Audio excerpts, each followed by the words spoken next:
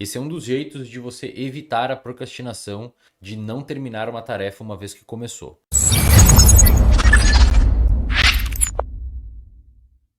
Um dos problemas mais comuns atualmente é a procrastinação. O fato de você procrastinar pode envolver não começar uma tarefa ou mesmo não terminar uma tarefa quando você já iniciou. Então você pode procrastinar a leitura daquele livro, ou você pode começar a ler o livro, ou seja, ter a capacidade de iniciar o comportamento, mas não finalizar.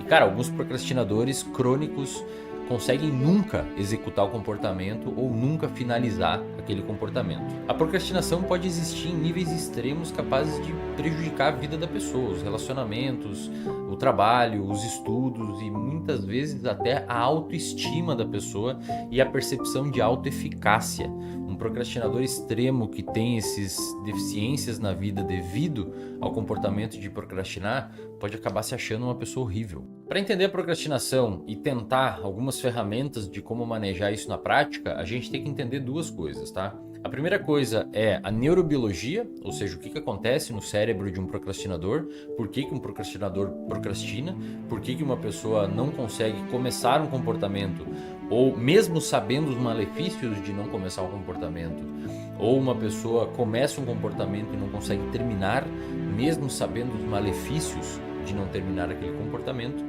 E o segundo item que a gente precisa entender é como que acontece a produção de um comportamento via pensamentos. Então é um grupo de comportamento específico que iniciam após a gente ter algum tipo de pensamento, que isso é muito estudado na psicologia cognitiva, e a partir desses dois entendimentos a gente tem aí pelo menos um início, né, para começar a entender e tentar atenuar o comportamento de procrastinar.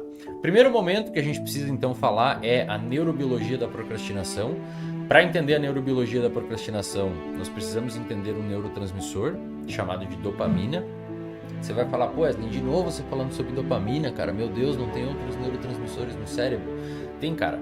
A questão é que a dopamina, mesmo sendo um neurotransmissor relativamente escasso no nosso sistema nervoso central, as vias dopaminérgicas são bem reduzidas quando comparado a outras vias de neurotransmissores, como por exemplo a noradrenalina e a acetilcolina.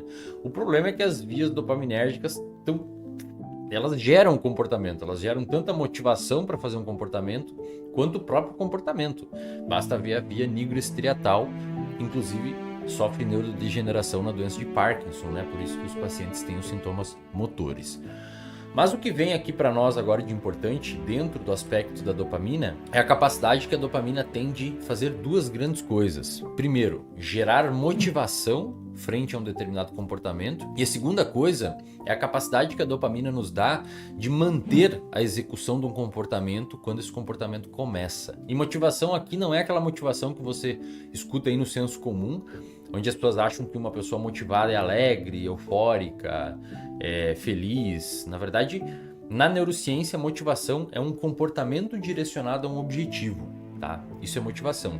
E o neurotransmissor que faz esse comportamento acontecer é a dopamina. Lá no nosso cérebro tem um monte de neurônio dopaminérgico que acabam se comunicando de duas grandes formas, tá?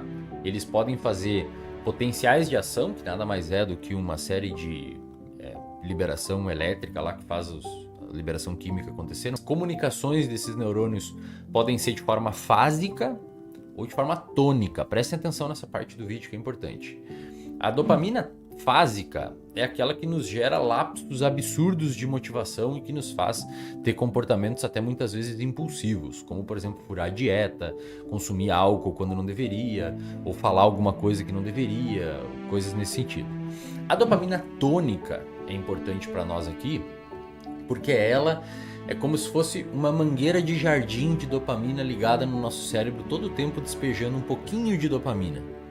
Essa dopamina é que permite você pegar um determinado livro ou uma coisa que você quer executar um comportamento e fazer você ficar mantendo a sua atenção e a sua mínima motivação para realizar aquele comportamento direcionado ao objetivo sem que outras coisas atrapalhem você.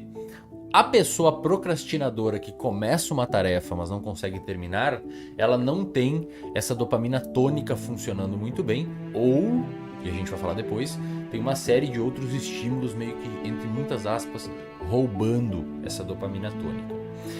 Um dos quadros onde é muito comum encontrar o comportamento de procrastinar, e nesse caso procrastinar é quase um sintoma, é o TDAH. O paciente com TDAH, e existem diversos estudos que mostram justamente uma redução da atividade tônica da dopamina, principalmente no córtex pré-frontal, que é a região envolvida com atenção, capacidade de foco. Então, o TDAH muitas vezes vira um procrastinador. Ele começa a fazer uma coisa, ele volta, ele faz, ele não consegue começar, ou ele vai até o limite do tempo para entregar uma determinada tarefa e aí ele faz, vira a noite e consegue entregar.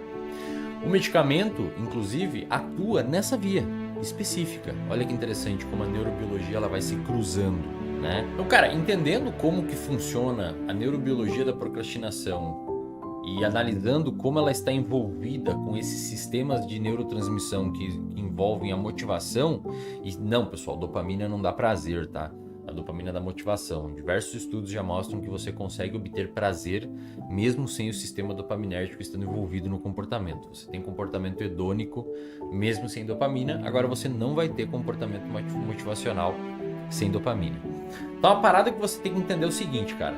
Você tem poucas vias dopaminérgicas no seu cérebro que guiam o seu comportamento, e essas vias elas precisam gerar uma motivação para você executar alguma tarefa que vai te trazer uma determinada recompensa. É óbvio que no mundo de hoje nós temos diversas tarefas bem mais interessantes do que o que a gente deve fazer. Tem coisas muito mais legais para ver na internet do que você ter que ficar fazendo um trabalho de escola, que fazer aquele relatório do trabalho ou aquela matéria da faculdade lá. De fato, ela gera pouco interesse em você. E a parada é que o procrastinador, ele vai ter uma capacidade muito fácil de guiar o comportamento dele para executar uma tarefa que não está envolvida com aquilo que ele deve fazer, mas não quer. Então, uma das primeiras coisas que você tem que fazer para tentar evitar isso é ver valor, tentar pelo menos ver valor naquele comportamento que você precisa fazer, mas está procrastinando, entender que você está procrastinando, entender que você está se desviando daquele comportamento, entender que você não começou porque você talvez não esteja motivado e outras coisas são mais interessantes. Uma vez que você iniciar aquele comportamento, fazer uma limpa de estímulos que tem em volta que podem desviar você em continuar executando aquele comportamento, porque não adianta você não procrastinar o início da tarefa, mas não conseguir concluir a tarefa. E uma das formas geniais que você pode tentar organizar na sua vida para evitar distrações durante a sua execução da tarefa é retirar os distratores de volta. Então, se você está estudando, cara, se você está lendo algum livro e está com medo de não conseguir sustentar o seu comportamento motivacional ali, é importante que você tire seu celular de perto, coloque de preferência em outro cômodo. É importante que você desligue as notificações, coloque algum barulho, alguma coisa diferente para tentar evitar pessoas conversando em volta. Não sei, mas modula o seu microambiente de forma a tentar isolar os confundidores e os distratores. Vai falar assim, mas mesmo assim, cara, vai ser muito difícil porque eu acabo olhando outra coisa quando eu tô olhando para a parede. Beleza, mas se você plotasse num gráfico dentro de um ano a sua atenção isolando os distratores ou não, muito provavelmente isolando você vai ter mais tempo líquido de trabalho. A gente só não sabe disso porque a gente não faz essas análises e porque a gente não vive o outro lado da moeda, né?